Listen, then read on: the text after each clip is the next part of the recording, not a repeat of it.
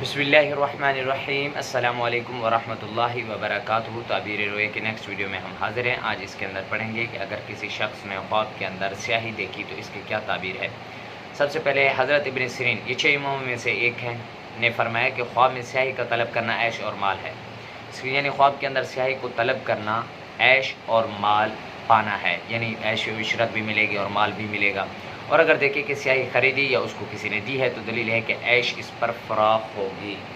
سیاہی کسی نے دی ہے، اس کو کسی نے دی ہے تو دلیل ہے کہ عیش اس پر فراخ ہوگی، یعنی عیش و عشرت سے رہے گا، وہی پہلے والا معنی ہے، اور مراد حاصل ہوگی۔ اور اگر دیکھیں کہ اس نے سیاہی گرائی، اگر دیکھتا ہے کہ سیاہی گرائی ہے یا اس سے ضائع ہوئی ہے تو اس کی تعویل پہلے کے خلاف ہے، یعنی عیش اور عشرت نہیں پائے گا۔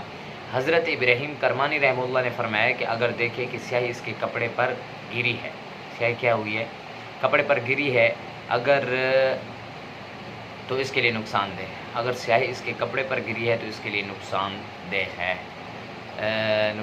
اور اگر دیکھے کہ سیاہی سے کچھ لکھتا ہے، سیاہی سے کچھ لکھتا ہے تو دو صورتیں ہیں، سیاہی سے لکھے گا قرآن ہوگا یا غیر قرآن۔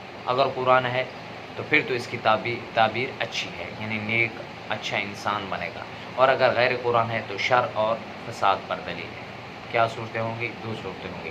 نمبر 1، اس سے قرآن لکھے گا یا غیر قرآن۔ قرآن لکھے گا تو نیک شخص بنے گا، اگر قرآن نہیں لکھتا تو یہ پہلے کے خلاف ہے، یعنی شر اور فساد پر دلیل ہے۔ دعا ہے کہ اللہ ہمیں صحیح خواب سمجھنے کی اور دیکھنے کی توفیق عطا فرمائے۔